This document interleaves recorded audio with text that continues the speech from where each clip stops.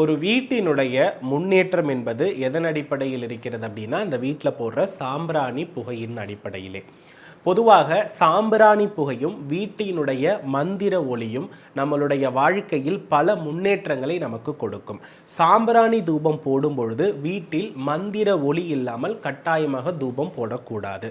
அதே போன்று இந்த சாம்பிராணியோடு நீங்கள் எதையெல்லாம் சேர்த்தால் நன்மை இருக்கும் அப்படின்னா, மருதாணி விதையை சேர்த்து சாம்பிராணி தூபமாக இருக்கின்ற பொழுது அது நன்மையை கொடுக்கும். அதற்கு அடுத்தபடியாக அதில் சமித்து குச்சிகளில் உள்ள நெருப்புகளின் மூலம் நாம் தூப புகையை உருவாக்குகின்ற பொழுது அவ்வீட்டில் நிறைய முன்னேற்றங்களை அடிப்படையில் கொடுக்கிறத கண்கூடாக பார்க்கலாம். மறந்தும் இந்த சாம்பிராணி தூப புகையில் நீங்கள் வெண்கடுகை பயன்படுத்துவதை தவிர்த்துடுறது நல்லது. மற்ற மருதாணி விதைகள் அதுபோல் ஹோம திரவியங்களில் உள்ள ஏதேனும் ஒரு பொருளை போட்டு கூட நீங்கள் பயன்படுத்தலாம்.